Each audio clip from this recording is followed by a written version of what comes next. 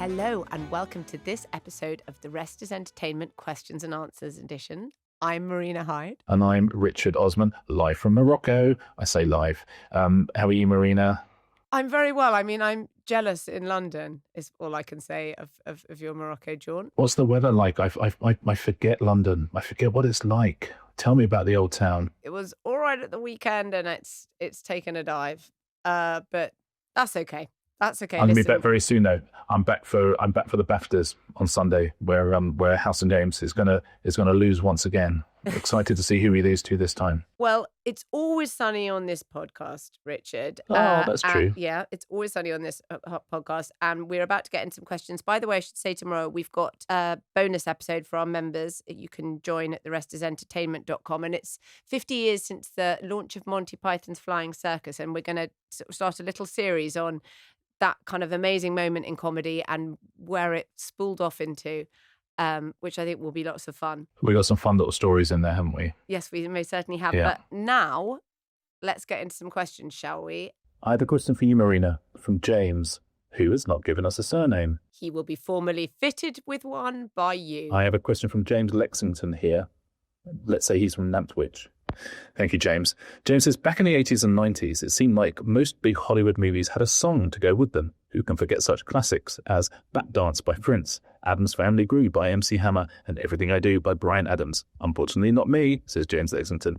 The trend seems to have declined in recent years, and only James Bond films seem to have their own song. Is this a sign of change in the movie business, or just a bit of a lull? Hello, James. I think that what you're talking about is what's officially was called a tie-in song, because obviously movies have always had music in them, and, once they were an oral medium.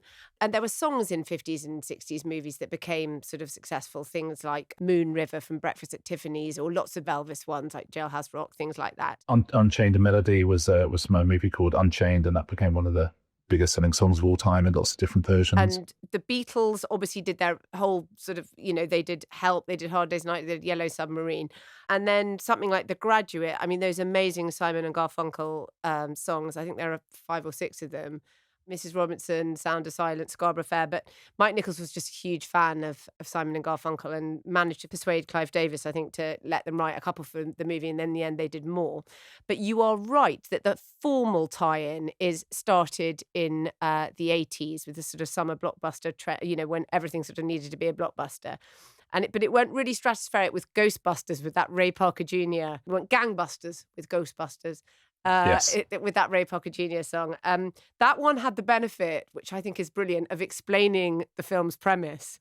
The lyrics explain the film's premise, which is quite helpful. I love that. Because, well, there was lots of sitcoms, don't forget, in the 80s where they would explain the whole story in the theme tune. Different Strokes. Different Strokes is a classic one. We can't get into... that's another separate question. If you want to do theme tunes that explain the whole story, we could do that another time. Yeah, very happy to do that. But actually, they were a significant part of promotion. But obviously, it was something like Ghostbusters, where it is actually explaining the premise of the film and it's constantly playing on the radio. That is amazing for you. But remember, this is where MTV really takes off. And so you can have videos with footage from the film because they're an official song. So they were basically an advert for the film. And consequently, the studios paid for these things, and then they did take a share of the profit. So there's certain things that, I don't know, you think of something like Eye of the Tiger, which we so closely associate with Rocky. That didn't even get appended to a Rocky movie till Rocky 3. But sometimes it was so dominant that the tagline derived from the song, because that moment, that emotional moment where it happened, like, say, Dirty Dancing, I've had the time of my life. The tagline is, you'll have the time of your life. Officer and a Gentleman, it will lift you up where you belong. So That's clever. But then you get all these other ones. And the 90s, again, you have these huge songs, some of which are sort of slightly bizarre. Like one of the trivia questions that my husband often tries to ask me, because occasionally you have a trivia question and there's a sort of synaptic failure, and no matter how many times you've been told it, you can't quite remember. Yeah. Go on, ask me then. Ask me, okay, see if I can get it. From what movie is I Don't Want to Miss a Thing by Aerosmith, the tie-in song of? Oh, I Don't Want to Miss a Thing. I think is it Armageddon? It is, yes. But there's no... I mean, I would like to miss almost all of Armageddon. I suppose if you're destroying an asteroid. Yes. then you don't want to miss it. No, you don't. You don't. Is that the loose tie I in think there? that's the loose tie. Anyway, it was a huge song, and there were certain things like, as you mentioned, that Bryan Adams song. I mean, by the way, if memory serves, they thought that was rubbish, and they stuck it on the end of the movie. You don't see that at the big romantic climax or whenever it is, like in the way that in something like Pretty Woman, when they're parted, you do hear the Roxette, It Must Have Been Love playing, and it sort of almost ventriloquizes what's happening on screen. But you don't see that Bryan Adams song. It played over the titles. I don't think they thought it was any good. It does have footage from the movie in the video, but it became absolutely massive. And it just stuck on the top of the charts in the UK and in America for a very, very long time. It does become much less fashionable in the 2000s. Things like hip hop were very big, and you weren't going to put that on a movie for some reason. They were just very, they're very risk averse. They do things like this. Although Coolio had a huge hit with Gangsta's Paradise from Dangerous Minds. Again, another example of the song being much more enduring than the movie. Oh my God, I watched that again the other day, by the way. Culturally, Dangerous Minds I don't think it would get greenlit these days. How did you have time to rewatch Dangerous Minds? I just wanted to see how much of a cringe it had become in the changing narrative of racial politics, and I would say that quite a big one is the answer to that. They've dropped off, but for reasons, which is that MTV is a nothing now. I mean, it was such a big part of when I was growing up, and the idea that you could have this stuff playing all the time, basically an advert for your movie, and that every time it was played on the airwaves, you thought about the movie because you maybe knew the video as well, because you knew it was so well. This doesn't happen anymore. And so it's one of those pieces of what had become marketing that has become cut. As you say, the whole thing about who gets the Bond song is a big, big deal, and it remains part of that specific franchise's marketing. And this is why you get all the best people to do it. You get, Adele or Billie Eilish or whoever it is, because it still remains this kind of prestige thing. But for other reasons, you don't mind your music being used, but it's just there's none of that cultural purchase, and there's none of the kind of symbiotic form of marketing for both your music and for the movie that used to happen. So that just doesn't exist in the same way anymore. Dua Lipa had a Barbie one, didn't she? A lot of the Barbie ones were pretty big. Yeah, it's just not quite, but it's not the same as what it used to be, because you just don't have that MTV angle. The MTV with the big video with Will Smith and Tommy Lee Jones in the middle of it. Yeah. That remains as famous as the movie. Of course, Ray Parker Jr., who wrote the Ghostbusters theme, who successfully sued him? Who? For ripping off his song? Huey Lewis. Oh, yes, I did know this. Yeah. Yes. I Want a New Drug. He sued. There was an out-of-court settlement. Huey Lewis was never allowed to talk about it, and then he did talk about it, and then Ray Parker Jr. tried to sue him back. And that's the 80s for you. Ray Parker Jr. versus Huey Lewis. That was the Jake Paul versus Mike Tyson of the 1980s. Yeah, it meant almost as much. It meant everything. Right, Richard. Andy Hunt says, I've been wondering how football chants work. Who writes them? How are they distributed to other fans? On paper, website, or word of mouth? Like a samizdat operation? Also, does anyone have any football or other sports chants under copyright? This is a question that occurs to all of us. I thought rather than us answer it, Adam Hurrey, who does the brilliant Football Cliches social media accounts and the incredible podcast as well, which if you don't listen to, you must do. I thought this would be a perfect question for him. So I asked Adam, and here is his answer. Hi Andy, Adam Hurrey here. Very happy to explore this underappreciated cultural process. Football club message boards have long been littered with tales of honourable but futile attempts to get football chants started about a new cult hero. But they're often to the tune of a relatively mainstream pop hit from any time in the last 50 years.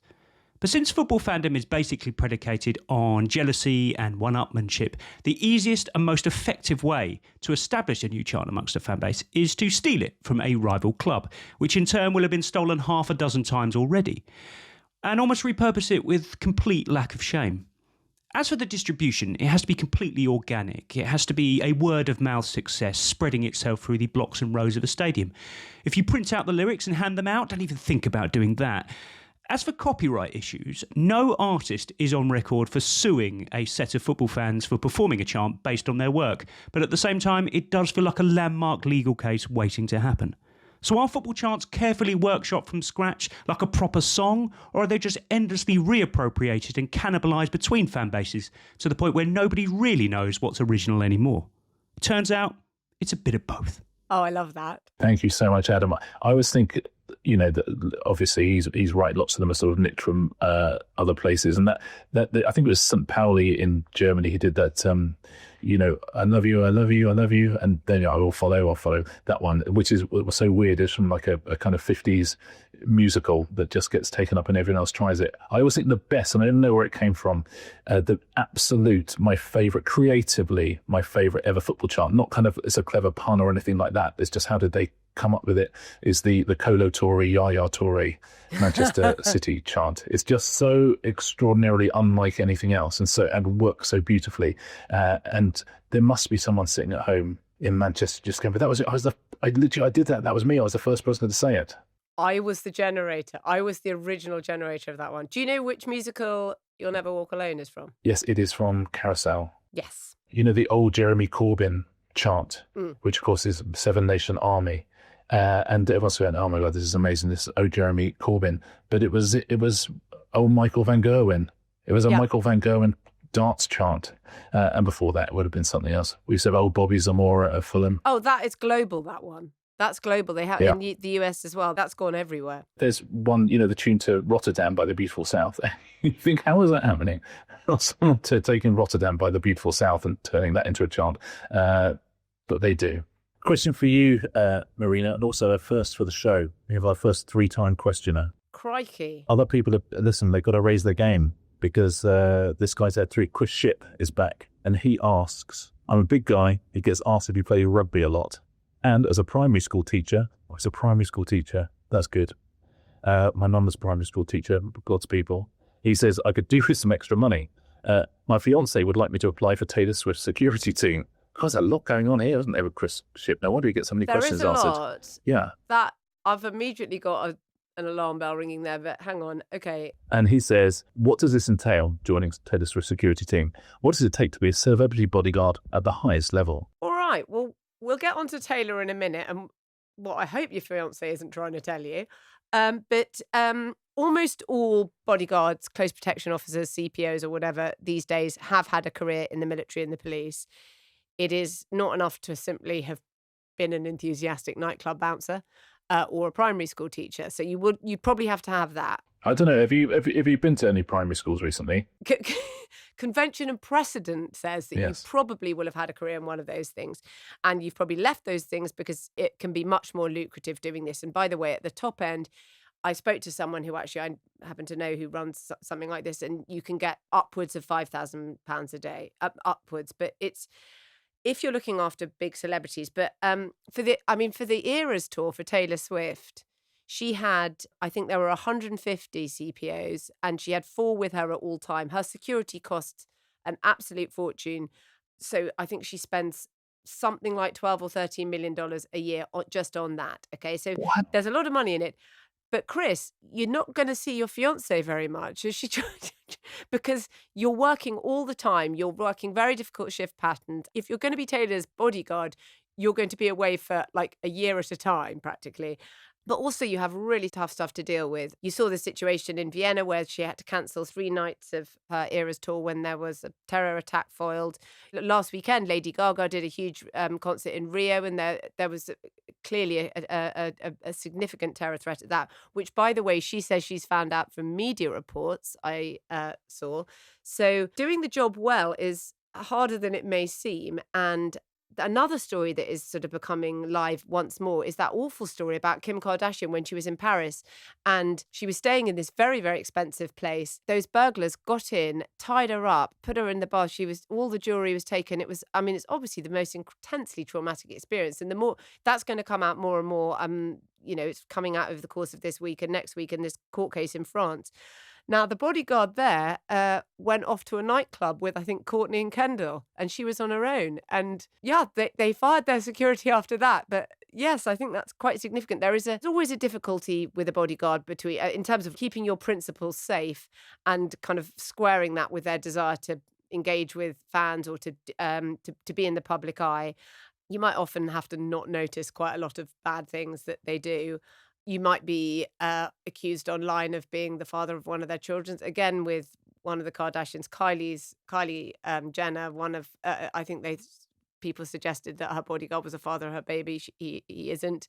But these guys often go on, and quite a few of them now have quite big TikTok careers and a lot of following, and they make quite a lot of money just from talking about their work or saying that they can't talk about their work. But I would say it is a very, very, to do it properly, there is a high turnover normally, by the way, with celebrity bodyguards. The guy I was speaking to was saying to me, there's a really high turnover because people feel like that you become comfortable with a principle and then you stop, just like Kevin Costner says, he can't get too close to Whitney Houston because then he can't protect her properly. He was right, wasn't he? Maybe he was, Richard, maybe he was. Actually, if you look at Taylor Swift, it's quite unusual. Her security team does stay with her. She's pretty loyal to her people in general, Taylor Swift, but she works phenomenally hard. She is almost always working. She has obviously spent the last however many years traveling a lot. So I think, Chris, your fiance would not see you very often, but it could be very, very lucrative, but it is also very dangerous. It's really constant vigilance, especially now when the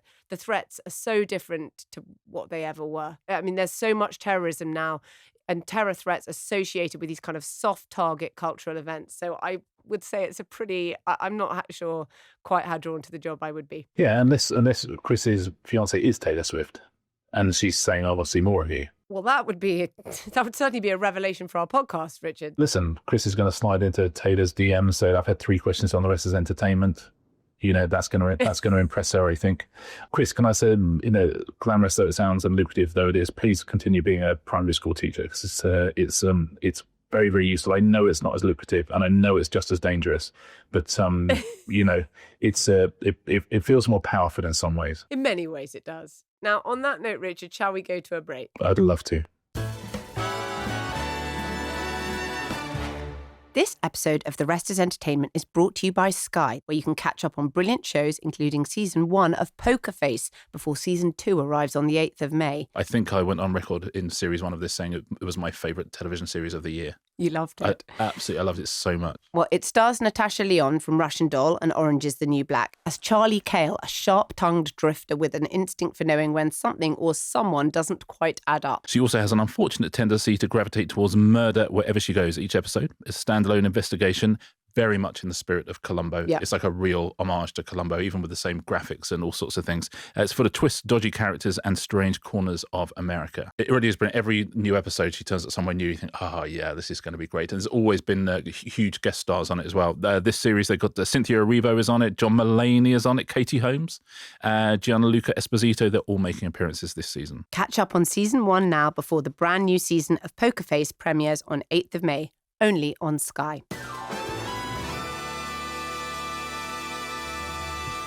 Welcome back, everybody. This is something we get a load of questions on, is auctions of movie props, I suppose any form of memorabilia like that. Obviously, we know that people really want them and then they're kind of high-value items. So what rules are established on sets for people not to take them? Do they have to go through security scanners? I'm so sorry. You seem to have Thor's hammer in your pocket and you're going to have to put that back. No, I was just pleased to see you. It's interesting because years ago there were no protocols at all. There's that famous story of someone who went to a fancy dress party dressed as Obi-Wan Kenobi and sort of rented the Obi-Wan Kenobi costume from Angels and Burmans in London and discovered it was actually Alec Guinness's real costume. So these things were out on the open market. Now they're much more lucrative and people sort of understand, I think, that there's money to be made. Ronnie O'Sullivan in the snooker tournament last week when he had the cue that just wasn't working for him and they're saying, will he throw it away? He said, no, I'm not going to throw it away because the merchandise people want it. It's like, okay, like everyone understands that everything has a price and the prices you can get for some movie things are extraordinary. I think the biggest ever price, $28 million for the Ruby slippers from The Wizard of Oz. So, there's an awful lot of money out there. There's a few of those pairs, aren't there? There's maybe 3 or something, and they've all gone for ridiculous amounts. And again, because in any movie, but you're going to get through more than one pair of slippers, and you're going to get through more than one version of every prop. I wanted to talk about it this week, funnily enough. There's an incredible auction. It started yesterday, but it's on today as well. You've just about got a chance to look at it. So it's from juliansauctions.com. That's Julian with an E, and it's American, really, but it has everything from the very early days of television, from things like Gunsmoke and stuff like that, all the way through to, you've got ER, you've got stuff from Mad Men, you've got stuff from The Sopranos. Can I take you through some of my favourite things, the stuff that I was tempted to bid on? I mean, some of this stuff is going for crazy money. They had a Lieutenant Columbo nameplate, like the desk plate. Oh my God, you would love that more than anything. I know. What's the reserve on it? Yeah, $1,500. So you're like, okay. They had his number plate as well was up for grabs. Okay, you don't drive, but the nameplate for the desk, I can't believe you don't want that. Well, listen, I'd like it. I'm not going to spend $1,500 on it. I'd rather, I can think of people who could use that $1,500 more than Julian's Auctions. There's an amazing poster for one of Jessica Fletcher's books. The book is The Corpse Swam by Midnight, and it's essentially it's on the wall of her office, and it's all framed up. And that is currently $600, 13 bids on that so far. Oh, that's so cool. Oh, I've got to look at this catalogue. Oh, it's amazing. You literally go through and just go, yeah, I want that. Ingrid was looking at it yesterday, and she goes, they got Hawkeye scrubs from MASH, and they got this, and she goes, oh, wait, you didn't tell me they had some of Alexis's dresses from Dynasty. I was like, of course I should have led with that. They got set stuff from Mad Men. They got these amazing speakers from Mad Men. The thing that's going for the most at the moment, they've got all the furniture from Frasier's apartment, and they've got that iconic coffee table, with the sort of ball legs. Yeah. And at the moment, that's going for $60,000. Oh my God. There's two things that are on for a bigger reserve, but no bids as of yet. One is an entire Wonder Woman costume. You've got the corset, which in itself is $100,000 to $200,000. You got the boots, which are $30,000. There's a lot of steel in it, though. There's a lot of steel, to be fair. And with the tariffs, actually, you're making money on it. And the headband is $30,000 as well. The most expensive thing there, well, firstly, they've got Norm and Cliffy's bar stools from Cheers.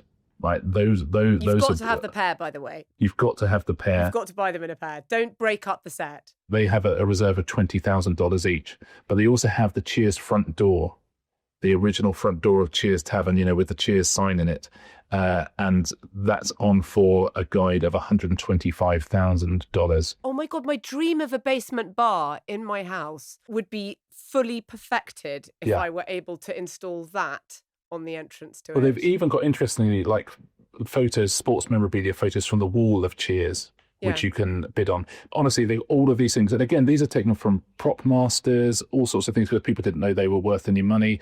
Actors will sometimes take things home with them. When the BBC closed down, everyone was taking, the signs from the walls.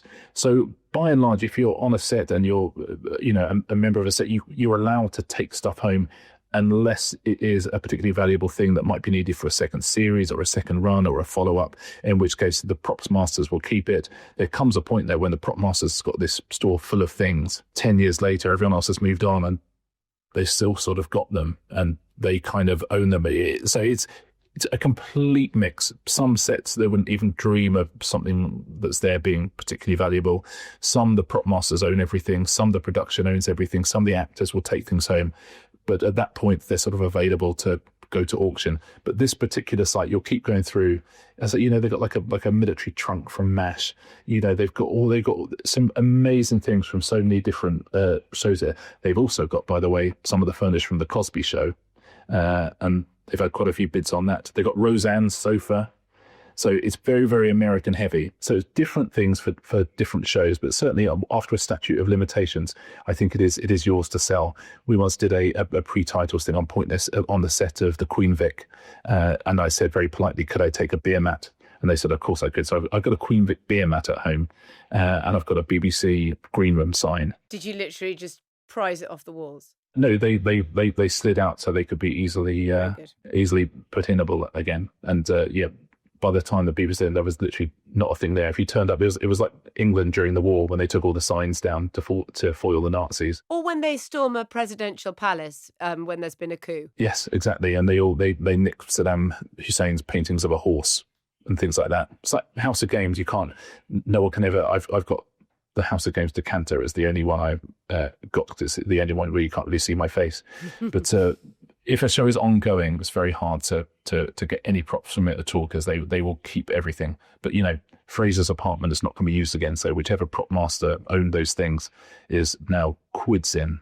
Marina, a question for you from Ian Jones. Ian says, it is commonplace for professional reviews of film, TV, theatre, music, books to headline a star rating, usually 1 to 5 stars. Is this star rating purely a decision of the reviewer in question, or do they have a list of criteria to apply in order to provide an element of consistency in a publication's reviews? Oh, Ian, I love the idea that it might be very scientific and based on a complex system. The history of star ratings is actually quite interesting, and they started in travel guidebooks because it was like a really easy way, right back at the sort of turn of the 19th century. And then the Michelin restaurant guide, I think they used to just give it a star, 1 star if it was like a good restaurant, and then eventually it evolved into this whole 3-star system. But about 100 years after, they started in sort of travel guides and things like that, but only in 1 or 2 literary magazines. And I thought it was quite interesting that your question said that books are rated like that, because actually, even now, we don't see books really rated with the star system very much. They did it in a few, right back at the beginning of all this. But in the end, I think people sort of feel it's somehow sort of unliterary to do that. And that there's a sort of certain highbrow bias that just means that slapping some stars on something, their thoughts are too complicated for that to happen. But around at the same time, like sort of, I don't know, like the 1920s or whenever it was that they started doing, a couple of literary magazines were doing this.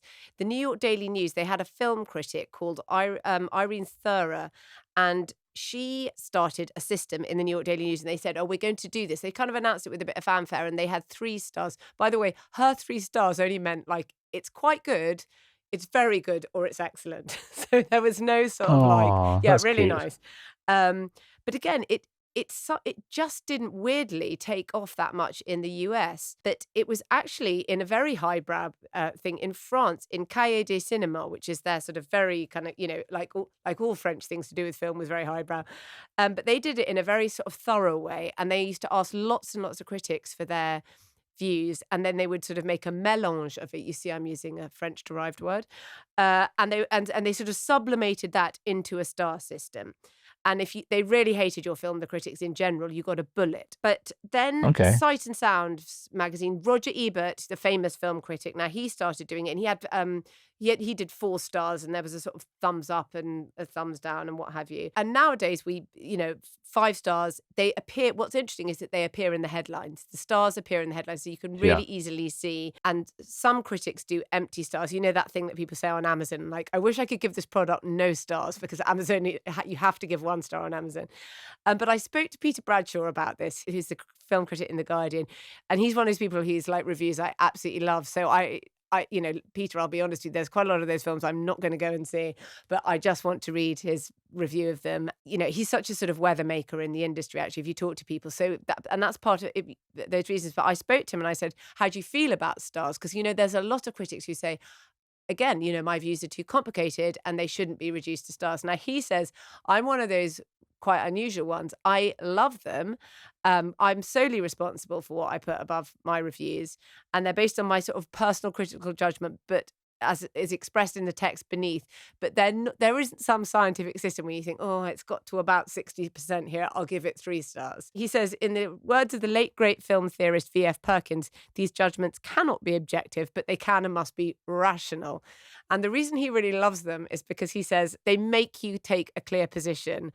There's a lot of sort of broadsheet, very upscale critics who feel that they can sort of obfuscate with their whatever they write, and it can go on a long time.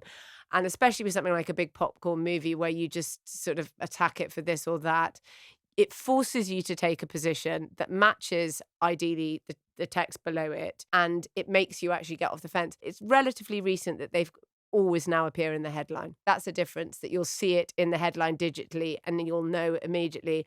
And there is a big draw. You know, if I see Peter's given something 1 star, then I want to read it as much as if he's given it 5 stars, then of course I want to read it.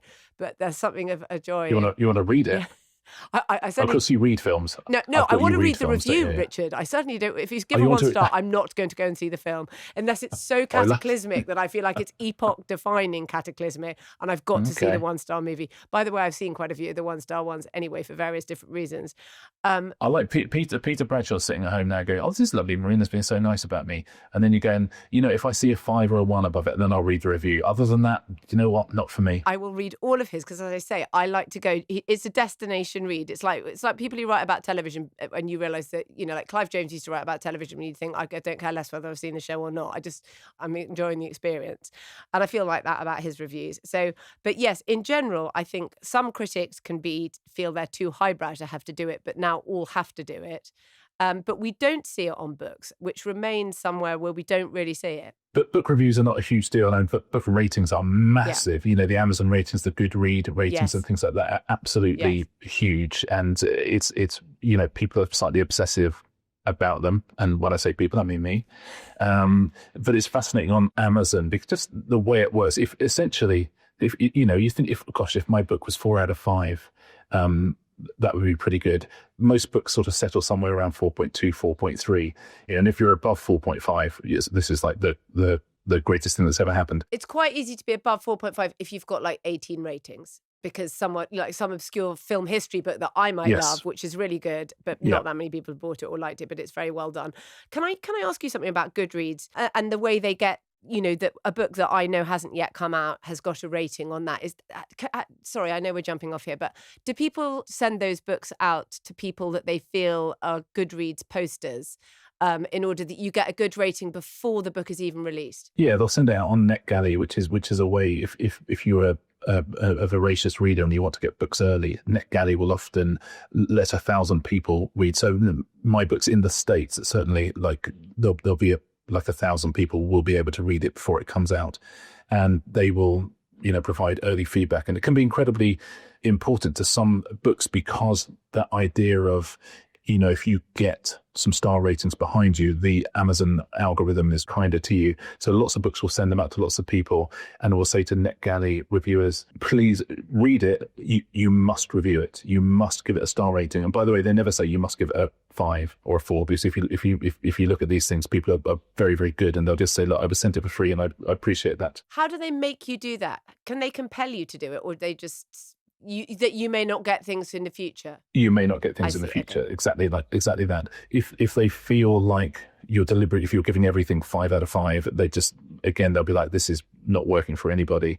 It's a neat thing to get on that NetGalley thing, and the people who do it take it very seriously, and you'll often see the earliest reviews or the longest reviews because they're NetGalley people who are used to doing this and who take that star rating very, very seriously.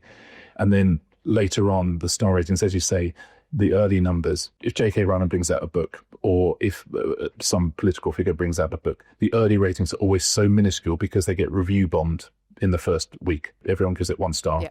And so you'll look. But then actually, as the weeks go by, you see what people actually think about the book, because the moment you've got 40,000 reviews, then those first kind of boring review bombers are absolutely meaningless. Right. I think that about wraps us up for today, Richard. Yes, we have a bonus episode coming out, though, don't we? In fact, probably a couple of bonus episodes on this subject. 50 years of Monty Python coming up, and we wanted to talk a bit about them, but also about the individuals in them. So how it began, what it was like, and then where it went. We can sort of tell almost a lot of the story of British television and British show business via the members of Monty Python. So that's what we're going to attempt to do. If you want to listen to those, you can sign up and become a member at therestisentertainment.com. But if you don't want to, we will, as always, see you back with the main show next week. See you next Tuesday. See you next Tuesday.